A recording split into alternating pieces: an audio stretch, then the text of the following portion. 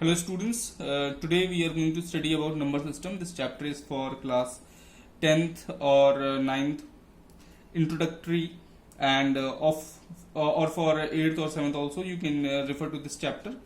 This lecture is meant for all these classes. Fine. So what we are going to learn about number system today is what is number system and what are the different categories and for structure of number system. So let's see. We study about the structure of numbers and the division into various categories. These various categories are known as domains. Now these are like small houses where numbers live. Okay, so we can say the smallest domain, or you can say a house of numbers, is this natural numbers. Now what are natural numbers? These numbers are also called counting numbers because we can count these, we can represent these numbers in nature, like we can say one boy or two fan or three table or four chairs. These type of numbers which we can count are called natural numbers. Zero, we cannot represent zero in nature. See, we cannot say see, there is zero boy standing there, so zero is not a natural number. I'm only giving you an idea. So the smallest natural number that we know of is 1. So natural numbers start from 1 and go on till infinity. Like you cannot count the largest natural number. This is infinity. Okay, so largest natural number is infinity, and natural numbers are denoted by the sign n, capital N. Fine. Now let's talk about whole numbers. See, what we are going to do is we are going to have a small bag, or you can say a large bag. In this bag I am going to put all the natural numbers. Now what I have done here is, in this portion, see, I have kept all the natural numbers. I am putting all the natural numbers in this bag. See, starting from 1 2 3 4 5 6 and so on till infinity, all the natural numbers I have kept here in this bag. Now what do you suggest the name of this bag? See, the name of this bag can be written as natural numbers. Bag of natural numbers. Okay. Now if we add 0, see, if we add 0 to this bag, the 0 also going inside the bag here, so the name of the bag will now change, and we will now call it as a whole number bag.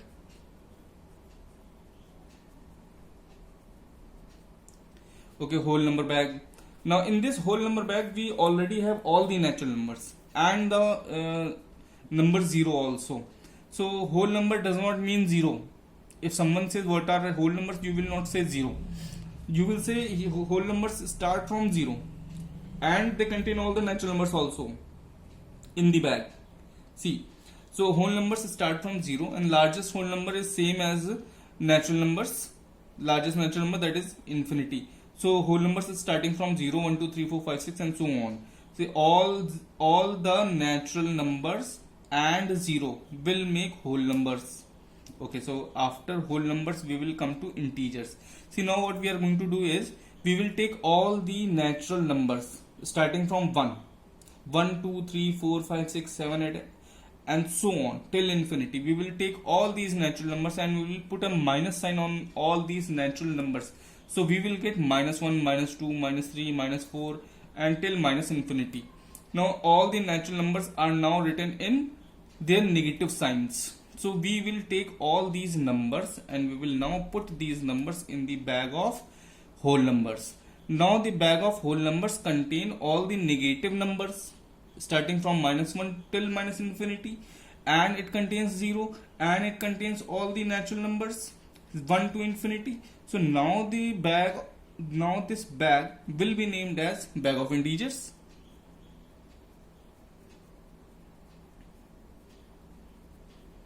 Integers, bag of integers. So bag of integers contain what? If someone asks you what are integers, you will not say negative numbers. You will say integers are negative, positive and 0. All these numbers are integers. See, integers is a bigger concept. Whole number is a bigger concept. Smallest one is natural number. Then comes whole number. If we add two natural numbers 0, we get whole numbers. Now if we add negatives, then we will get integers. So integers are negative, 0 and positive, all. Fine. So after getting integers, we will move on to rational numbers. See, but first see, integers are represented by I or Z. Smallest integer, what is the smallest integer? Minus infinity. See, because there is no beginning and no end. So smallest integer is minus infinity and largest integer is plus infinity. Fine. You can pause the video and you can make these notes also.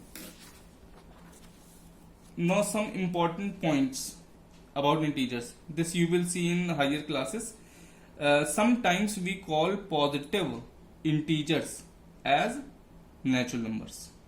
See, integers are what? Negative numbers, 0 and all positive numbers, that is natural numbers. Fine. If we say positive numbers, positive integers, then we are removing negative numbers, and also 0 we are removing, because 0 is not positive, 0 is not negative, 0 does not have any sign, 0 cannot be categorized as positive or negative. So if we are talking about only positive numbers, we talk about natural numbers. So positive integers are also called natural numbers.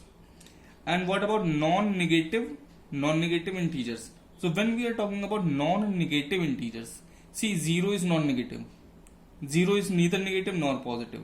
But when we talk about non-negative things, then we include 0, because 0 is not negative, so it can be included in non-negative things. Okay, non-negative numbers. So sometimes we also say that non-negative integers are known as whole numbers. Now let us understand these three type of domains, that is natural number domain, or whole number domain, or this integer domain in our number line. This number line we will call integer number line. Okay, so see, here I have drawn a integer number line. In this number line, here from 1, see, from 1 we are starting natural numbers. See, green portion says what? Green portion says natural numbers. Okay, and it is starting from 1. See, from 0 what is starting and going towards infinity? Whole numbers. Starting from 0 going towards infinity, starting from 1 going to infinity, natural numbers. Now what is integers?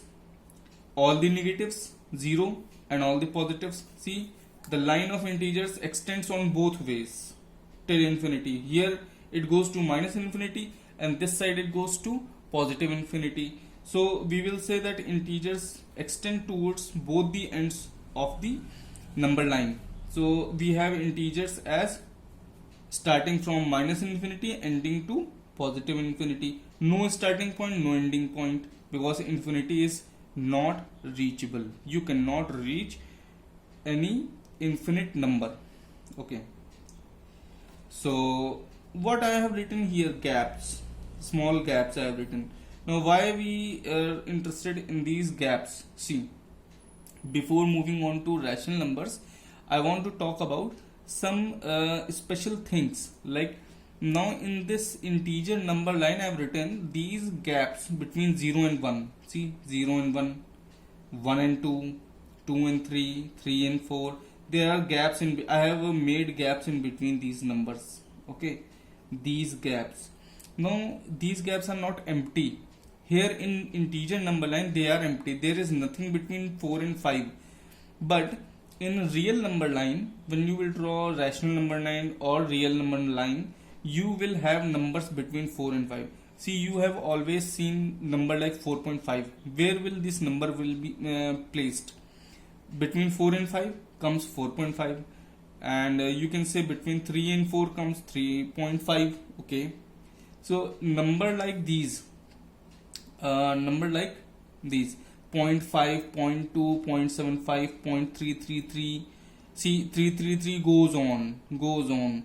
So I have written 0.3 bar. When this division never stops and the number always reoccurs infinite number of times, you put a bar on it and you write single number 0.3 bar. Now here in this case 0.67 sorry 0.67676767 goes on. So I've written 0.67 bar. Bar means this whole thing under the bar will be repeated infinite number of times. It will go on, but the number is 0.67. See, there is an interesting thing. I have written all these numbers in 0 point something. All the numbers starting from 0.1 to 0.999999 are between 0 and 1. Okay, and all these numbers are proper fractions. You always know proper fractions are less than 1, and on the negative side they are less than -1. They are greater than -1 here. So all the proper fractions, whether positive or negative, lie between -1 and 1. I can write this somewhere, that all the important point it is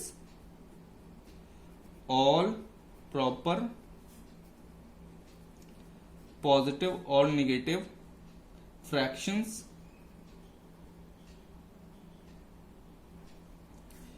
lie in -1 to 1.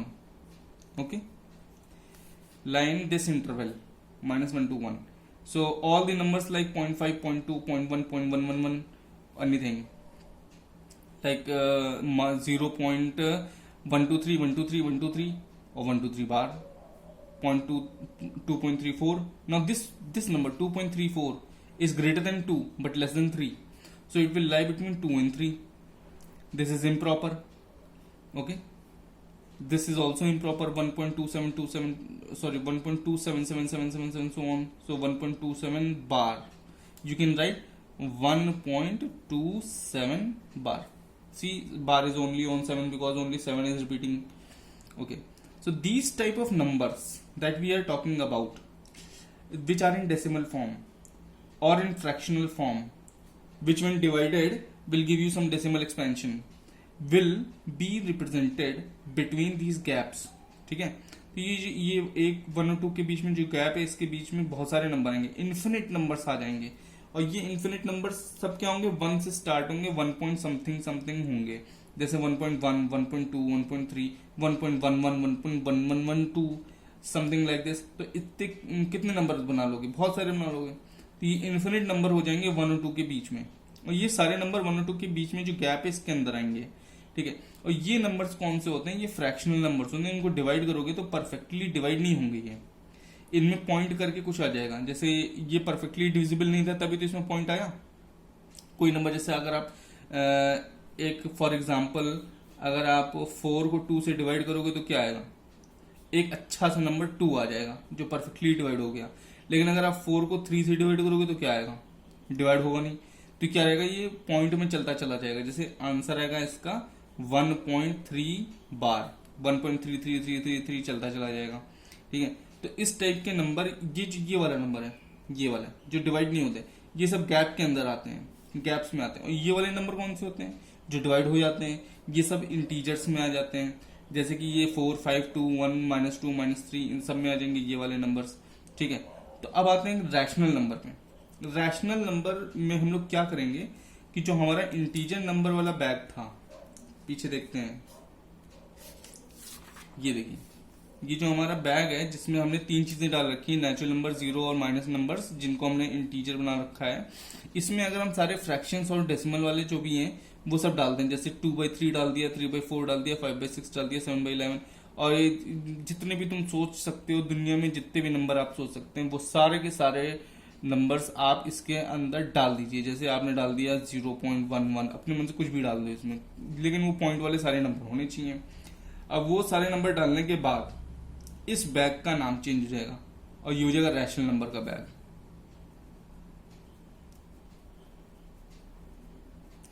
Rational number का bag बन जाएगा ये. ठीक है, इसका bag का नाम change हो गया. अब वापस आइए आप. अच्छा, तो रैशनल नंबर वाले बैग में क्या होता है, रैशनल नंबर वाले बैग में क्या क्या होता है, रैशनल नंबर क्या है. अब आपसे कोई कहेगा रैशनल नंबर क्या है, तो आप कहेंगे रैशनल नंबर वो होते हैं जो सारे फ्रैक्शंस भी होंगे उसमें. ठीक है, और फ्रैक्शंस के साथ ही वो सारे होल नंबर भी होगा उसमें, सारे नेगेटिव नंबर भी होंगे, और सारे पॉजिटिव नंबर वाले नेचुरल वो भी होंगे इसमें. तो नेचुरल भी है, होल भी है, इंटीजर्स, मतलब इंटीजर भी हैं और सारे पॉइंट वाले नंबर भी हैं, तो वो सारे नंबर मिला करके आपके क्या बन रहे हैं, ये आपके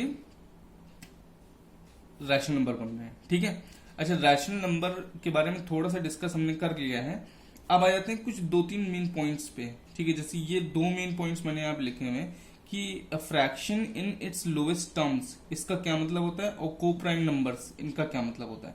ये हम लोग इसलिए समझ रहे हैं बेटा क्योंकि ये 10th में आपको अभी काम आने वाला है। कुछ प्रूविंग्स हम लोग करेंगे, उसमें को प्राइम वर्ड आएगा, उसकी हम लोग जो है यूज करेंगे। और ये fraction in its lowest terms की छोटी क्लासेस में आप जैसे अगर आप 7th में या 8th में, तो आप इस चीज का मतलब समझिए कि लोएस्ट टर्म्स में किसी फ्रैक्शन को रिप्रेजेंट करने का मतलब क्या होता है। ठीक है, तो अभी यहाँ पे हम लोग देख लेते हैं कि ये fraction in its lowest term क्या होता है। कुछ फ्रैक्शन लिखे हुए मैंने यहाँ पे 15/25, 14/21, 90/110 और -36/48, -39/91। ये सारे फ्रैक्शंस आप देख के क्या समझ रहे हैं, आपको लग रहा हो इनको हम फर्दर डिवाइड कर सकते हैं। जैसे इसमें कॉमन फैक्टर क्या है, 5 है, 5 3 जा 5 5 जा, तो मुझे यहाँ पे दिख रहा है कि 5 से दोनों कट जाएंगे, कैंसिल हो जाएंगे ना, तो इसमें 5 से कैंसिल हो सकते हैं, इसमें ये 7 से कैंसिल हो सकता है, 7 2 जा 7 3 जा, ये 10 से कैंसिल हो सकता है, ये भी ये मेरे ख्याल से 12 से कैंसिल हो सकता है, 12 3 जा 12 4 जा, और ये 13 से कैंसिल हो सकता है। तो ये जो फ्रैक्शंस हैं ये लोएस्ट टर्म्स में नहीं है। इनको जब आप डिवाइड कर लेंगे, इनमें से कॉमन जो फैक्टर्स हैं उनको हटा देंगे, कैंसिल आउट कर देंगे, तब जो आपको फ्रैक्शन मिलेगा वो फ्रैक्शन आपका होगा fraction in its lowest terms.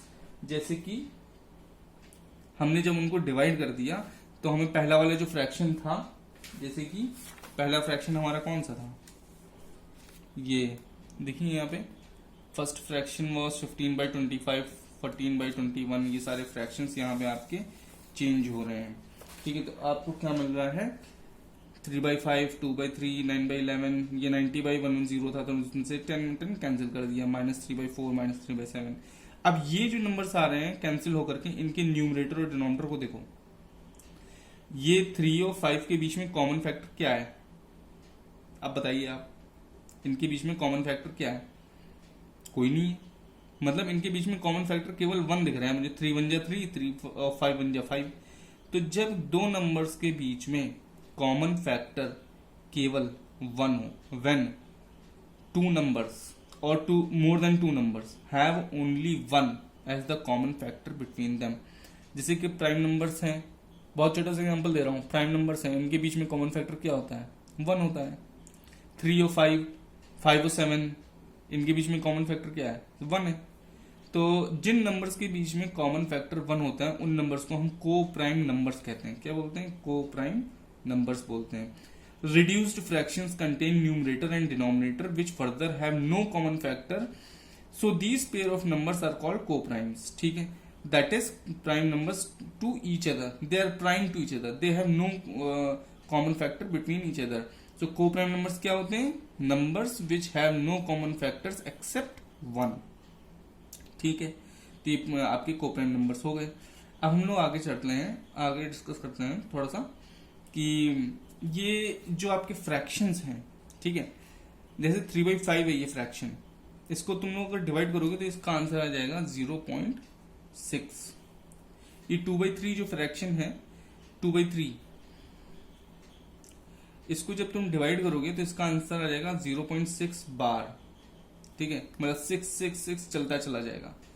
अच्छा, इस टाइप के नंबर 0.6, इसको वापस आप रिप्रेजेंट कर सकते हैं 3/5 के फॉर्म में। कैसे कर पाएंगे रिप्रेजेंट 3/5 के फॉर्म में, आप इसको जो है 0.6 को ऐसे लिख लो, देखो मैं आपको इधर लिख के दिखा देता हूँ। देखिए 0.6 है आपके पास, इसको आप लिख सकते हैं 6/10, इसको आप कैंसिल कर सकते हैं तो आपको मिल जाएगा 3/5। देखो ये 3/5 वापस आ गया। तो कुछ नंबर्स जो वापस कन्वर्ट किए जा सकते हैं फ्रैक्शन में डेसिमल से, या ये 0.6 बार, इस नंबर को भी तुम कन्वर्ट कर सकते हो वापस 2/3 में। उसको मैं आगे लेक्चर में बताऊंगा, how to convert bar numbers which are recurring, which have a pattern and they reoccur continuously, go on reoccurring till infinity। In type के नंबर्स को आप वापस फ्रैक्शन में कैसे कन्वर्ट करेंगे, इसके ऊपर एक लेक्चर होगा। ठीक है, तो अभी फिलहाल आप केवल इतना समझिए कि ये नंबर्स जो पॉइंट में होते हैं और वापस इस फॉर्म में आ सकते हैं, फ्रैक्शनल फॉर्म में आ सकते हैं, या जो नंबर्स पॉइंट में होते हैं जिनका पॉइंट का एक्सपेंशन चलता चला जाता है। इसका एक्सपेंशन देखो खत्म हो चुका है, ये 0.6 के बाद कुछ नहीं आ रहा है इसमें, लेकिन इसका 0.666 चलता चला जाएगा, कभी खत्म नहीं होगा। इसको भी वापस आप कन्वर्ट कर सकते हैं, इसको भी वापस आप कन्वर्ट कर सकते हैं। जिन नंबर्स को आप वापस कन्वर्ट कर सकते हैं उन नंबर्स को हम लोग कहते हैं रैशनल नंबर्स। ठीक है, वापस p बाई क्यू के फॉर्म में कन्वर्ट कर लिया तो वो हो गए हमारे रैशनल नंबर्स। ठीक है, अच्छा यही मैंने यहाँ लिखा है, they can be converted back into fractions, so these numbers are called rational numbers. अच्छा, natural number, whole number, integers can also be represented in p by q form where q is not equal to 0। ये नीचे denominator में 0 नहीं आ सकता है, अगर नीचे denominator में 0 आ जाएगा तो ये नंबर बन जाएगा अनडिफाइंड, बिकॉज हम उस नंबर को डिवाइड नहीं कर सकते। ठीक है, like 2 is a natural number, but 2 को हम 2/1 भी लिख सकते हैं ना, 2 को आप 2/1 भी लिख सकते हैं, 20/10 भी लिख सकते हैं। तो ये एक फ्रैक्शन भी दिख रहा है आपको जो वापस इसमें कन्वर्ट हो रहा है। ठीक है, तो ये नंबर आपका क्या हो गया, रैशनल नंबर भी हो गया। ठीक है, तो इस टाइप के नंबर्स को हम लोग कह सकते हैं रैशनल नंबर्स, जो p बाई क्यू के फॉर्म में रिप्रेजेंट किए जा सकते हैं। अब हम लोग आ जाते हैं उन नंबर्स पे जो नंबर्स p बाई क्यू के फॉर्म में रिप्रेजेंट नहीं किए जा सकते हैं। उन नंबर्स को हम लोग कहते हैं इर्रेशनल नंबर्स। इर्रेशनल नंबर, तो रैशनल के आगे IR लगा दिया है तो ये रैशनल नहीं हुए। ठीक है, रैशनल का अपोजिट हो गया। These numbers cannot be converted into p by q form where q is not equal to 0. ठीक है, so they are called irrational numbers. These numbers are √2, √3, √5। देखो √4 नहीं लिखा मैंने, क्यों नहीं लिखा √4? क्योंकि √4 क्या होता है, 2 होता है। स्क्वायर रूट ऑफ 4 करोगे तो क्या आएगा, 2 आएगा, और 2 क्या है, रैशनल है, नेचुरल है, तो उसको नहीं लिखा। तो √5, √6।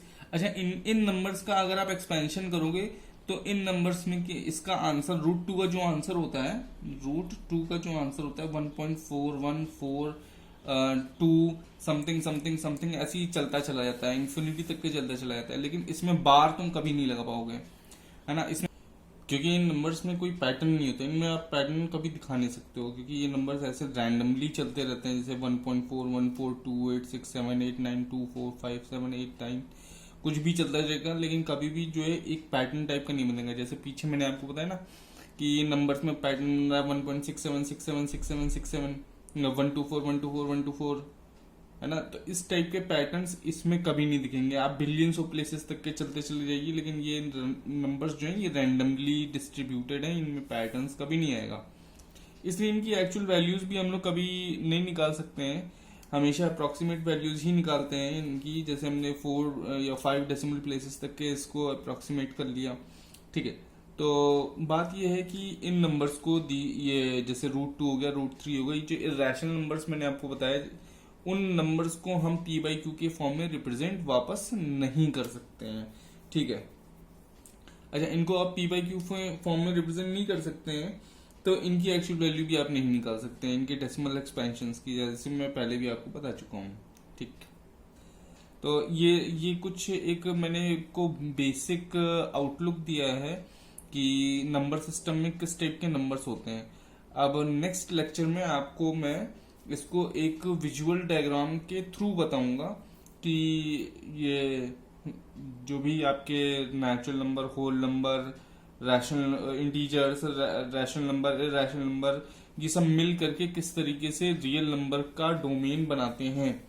ठीक है, तो till then good bye, and ये सब नोट्स वगैरह आप बना लीजिए, आप देख लीजिए, इसमें जो आपको समझ में आया वो सब लिख लीजिए अपनी कॉपीज में। नेक्स्ट लेक्चर में मिलते हैं।